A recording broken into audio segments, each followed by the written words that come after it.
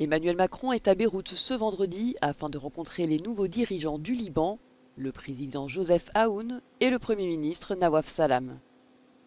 Lors de sa visite qui fait suite à l'accord de cessez-le-feu de 60 jours entre Israël et le Hezbollah, le président français a appelé à l'accélération des négociations pour une trêve durable. Des résultats ont été obtenus, un premier retrait israélien opéré à l'ouest, mais ils doivent s'accélérer, se confirmer dans la durée, et il faut un retrait total des forces israéliennes, un monopole total de l'armée libanaise sur les armes. C'est pourquoi nous soutenons, je le redis ici avec force, la montée en puissance des forces armées libanaises et leur déploiement dans le sud du pays. Déjà plongé dans une crise économique profonde depuis 2019, le Liban tente de panser ses blessures après une guerre d'un peu plus d'1 an avec Israël. La nouvelle direction libanaise a promis d'œuvrer à sortir le pays de la crise économique et d'imposer l'autorité étatique dans les zones du territoire contrôlées par le Hezbollah. Lors de son déplacement, Emmanuel Macron doit également se rendre dans le sud du Liban, où les troupes françaises sont déployées dans le cadre d'une opération de maintien de la paix de l'ONU. Le président russe Vladimir Poutine a reçu ce vendredi au Kremlin son homologue iranien Massoud Pezeshkian pour signer un traité visant à approfondir les liens dans un contexte de sanctions internationales. Ce texte couvre le commerce, l'armée, la science, l'éducation et la culture. Vladimir Poutine a affirmé que cette initiative était un coup de pouce à la coopération bilatérale, tandis que Pezeshkian a souligné son importance stratégique, qualifiant le partenariat de vital pour la stabilité régionale. Les deux dirigeants ont également critiqué les interventions occidentales, suggérant qu'elles déstabilisent le Moyen-Orient. Cette réunion, qui a eu lieu quelques jours avant l'investiture du président élu américain Donald Trump, a suscité des spéculations. Mais les responsables du Kremlin ont rejeté tout lien. Les tensions restent élevées, car l'Ukraine et l'Occident accusent l'Iran de fournir des drones à la Russie, des affirmations que les deux pays démentent. Les liens entre Moscou et Téhéran se sont renforcés, comme en témoigne l'adhésion de l'Iran au bloc BRICS l'année dernière et sa participation au sommet en Russie.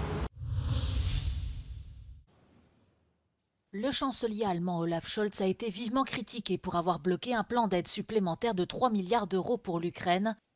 S'exprimant à la télévision nationale plus tôt cette semaine, il a déclaré que cette aide ne pouvait être validée que si de nouvelles dettes étaient émises pour le financer, plutôt que des coupes dans les dépenses sociales. Mais lors d'une réunion avec le Premier ministre suédois Ulf Kristersson ce vendredi à Berlin, il a réaffirmé que l'OTAN était essentielle pour la sécurité européenne. Mit dem Beitritt Schwedens und Finnlands ist die NATO zu einem noch stärkeren Verteidigungsbündnis geworden. Gerade in Zeiten, in denen sich Russland immer aggressiver verhält, ist die NATO ein unentbehrlicher Garant unserer Sicherheit. Selon plusieurs médias locaux, de nombreux membres du Parti social-démocrate font pression sur Olaf Scholz pour que le gouvernement dépense moins pour des livraisons d'armes à l'Ukraine, compte tenu de la situation économique du pays. Après ses propos sur l'aide à Kiev, les opposants politiques ont accusé le chancelier allemand sortant de propagande électorale. Des élections anticipées sont prévues le 23 février en Allemagne, après l'effondrement de la coalition au pouvoir en novembre dernier.